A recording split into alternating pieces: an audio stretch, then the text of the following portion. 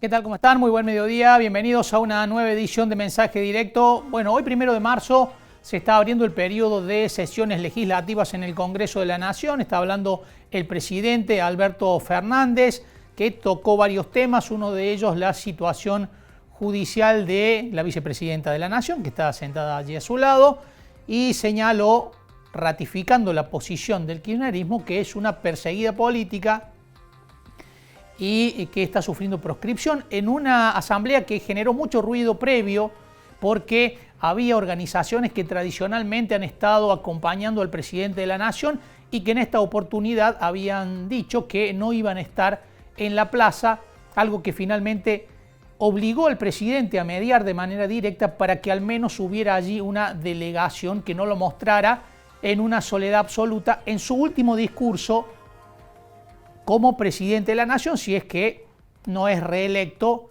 este año, una situación muy difícil de que se dé, no solamente por la situación que vive el país y el gobierno en cuanto a la economía, sino que también por las tensiones internas del Frente de Todos, cuyos actores principales se niegan a que Alberto Fernández vaya por un nuevo periodo de gobierno. Vamos a hablar ahora de lo que ocurrió ayer en Villa Constitución, Santa Fe. El campo, las entidades y productores se reunieron allí para exponer la situación que están viviendo, principalmente a partir de la sequía, y fue una asamblea dura, una asamblea en la que se dijeron muchas cosas, en la que se le puso un plazo al gobierno nacional de 13 días para que dé respuestas. Estamos en comunicación con Gabriel de Rademacher, vicepresidente de CRA. ¿Qué tal, Gabriel? Buen mediodía. Hola, muy buenos días. Muchas gracias por el contacto. Gracias por estar allí, Gabriel. Bueno, ¿qué evaluación hace de lo que ocurrió ayer en Villa Constitución?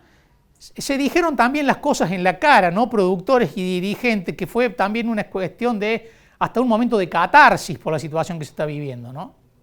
Sí, indudablemente la sequía ha puesto en evidencia la inviabilidad de un sistema productivo que para el gobierno deja al campo como una caja de recursos fiscales nada más y actúa de esa manera para ver de qué forma le puede extraer más recursos fiscales a un sector productivo que está hackeado desde hace tiempo.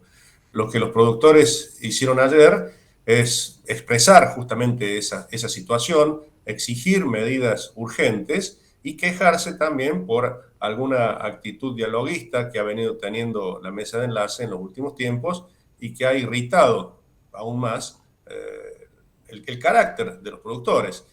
Nos referimos a algunas repercusiones después de algunas reuniones mantenidas con el ministro Massa, con supuestas ayudas para el sector y demás, que no cayeron bien en los productores. Bueno, en una asamblea muy frontal, muy caliente por momentos, se expresó, se manifestó eso y se pidieron acciones concretas, eliminación de derechos de exportación, eliminación de intervenciones distorsivas en los mercados, todos elementos que nosotros venimos reclamando desde hace tiempo, unificación del tipo de cambio, lucha contra la inflación, respeto irrestricto de la división de poderes, institucionalidad, una serie de reclamos que ya parecen extremadamente repetitivos, pero que bueno, al gobierno indudablemente no los escucha o no les interesa resolver. Gabriel, esta actitud dialoguista que se ha mostrado en los últimos meses, principalmente a partir de la asunción de Sergio Massa, lo que ocurrió ayer, ¿obliga a la mesa de enlace a repensar el relacionamiento con el gobierno? Bueno, yo creo que incluso hasta el plazo que se ha impuesto genera un antes y un después. Es indudable que el sector productivo agropecuario no se contenta con un bono solidario, no pasa por allí la solución a la grave problemática que estamos afrontando los productores y que va a afrontar el país conforme a los resultados productivos de una campaña de la cual todavía no se toma real dimensión de las pérdidas que vamos a tener. Acá vienen consecuencias económicas para todo el país que van a ser muy graves por la caída de ingresos que va a sufrir la economía y hay que tomar medidas urgentes para posibilitar rápidamente revertir una situación productiva que de lo contrario va a dejar en el camino a una imponente cantidad de productores que no van a tener la posibilidad de buscar una revancha más allá del clima para poder seguir en actividad. Y para eso hace falta medidas urgentes. No podemos seguir posponiendo soluciones que deberían haberse planteado hace ya mucho tiempo. Bueno, la mesa de enlace ha tomado lectura, ha tomado conciencia de esta realidad y vamos a ver cómo se actúa de aquí en adelante. Ahora seguramente viene una serie de reuniones internas dentro de cada una de las entidades para delinear nuevas estrategias. ¿Qué pasa si cumplido el plazo no hay respuesta del gobierno? Mira, no creo que haya respuesta del gobierno porque, a ver, estamos en el último periodo del cuarto gobierno kirchnerista donde se han repetido esta serie de decisiones que ya rayan claramente en la ideología. Es difícil que en el último momento de su ejercicio cambien. Lo que va a ocurrir es un incremento en la ebullición y en la reacción de los productores. Vamos a un escenario de conflicto, yo diría casi seguro. Llámese una movilización a Ciudad de Buenos Aires, llámese manifestaciones en localidades del interior. Se irán evaluando conforme también vaya evolucionando el malestar de los productores. Hay algunas medidas que ustedes piden, Gabriel, que tendrían impacto en la economía y, por ejemplo, en la inflación, ¿no? Que si tomamos lo que ha medido el Centro de Almaceneros para el mes pasado, aquí en Córdoba estuvo muy cerca del 7% de nuevo, ¿no? Unificar el tipo de cambio es altamente probable que impacte en la inflación, en los precios y que los eleve todavía más. ¿Cómo manejan esa cuestión de que un reclamo sería beneficioso para los productores, pero para el resto de la sociedad sería altamente perjudicial, ¿no?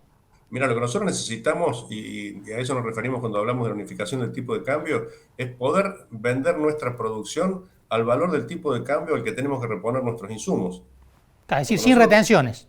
cuando nosotros compramos semillas, no, aparte hay una realidad, más allá de los derechos de exportación que sí comen una parte del tipo de cambio, hay una realidad. Cuando nosotros tenemos que ir a reponer un repuesto o reponer un insumo, ante la falta de dólares que hay en la economía, quien lo tiene para proveer aplica un tipo de cambio, hoy es el dólar Qatar. Entonces, si a nosotros nos habilitan un mecanismo para poder vender nuestra producción y comprar nuestros insumos al mismo tipo de cambio, a eso nos referimos cuando pedimos unificación cambiaria.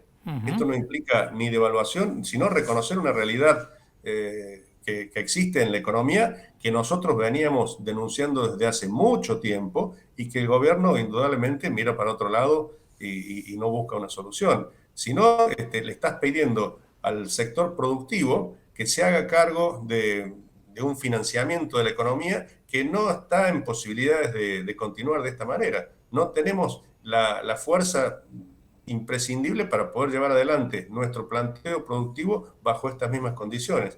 Hasta aquí se pudo soportar, acompañado muchas veces por el clima o por los mercados de los precios internacionales, pero hoy el productor está en una situación de quebranto y frente a un resultado productivo que no le va a proveer los ingresos necesarios para poder hacer frente a una nueva campaña productiva.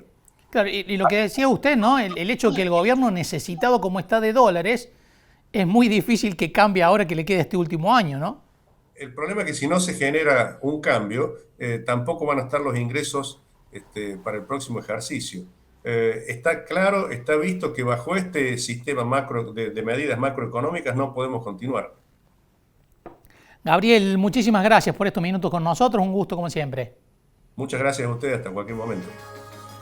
Gabriel de Rademacher, vicepresidente de CRA. Bueno, él decía, ¿no? Seguramente se irá a un conflicto con el gobierno nacional porque es muy raro, por un lado, por la configuración que el gobierno trae desde el punto de vista económico, el enfrentamiento histórico que ha tenido con el campo, pero además por las necesidades que tiene el gobierno de financiamiento este año, un año muy complejo porque necesita dólares, porque los está perdiendo día a día en las ventas que hace el Banco Central, porque está tratando de obtener mecanismos que impliquen el ingreso de más dólares y resignar, por ejemplo, las retenciones, aunque sea una parte de ellas, le implicaría un enorme agujero fiscal que el gobierno no tiene muchos lugares de dónde sacar, cómo cubrirlos, no tiene posibilidades de ir al mercado internacional, no tiene casi ya posibilidades de recurrir a los organismos multilaterales que anuncian asistencias, pero puntuales y menores con respecto a los montos que necesita el país, y esto hace que la situación económica para el gobierno sea de una absoluta fragilidad. De allí que, tal como dice de Rademacher, le resulte muy difícil prever que el gobierno responda efectivamente a los reclamos que está haciendo el campo, que los viene haciendo históricamente, pero que ahora están asentados y avalados por una situación como es la sequía, que bueno, en muchos sectores está golpeando gravemente. Hay 12 días por delante. El campo dice que si no hay una respuesta del gobierno, que en realidad no la esperan, lo que se vendrá es algún tipo de medida de fuerza, movilización o algún paro de mayor duración en el caso de que el Ejecutivo Nacional, que el ministro de Economía, Sergio Massa, no respondan a este reclamo que está haciendo el campo.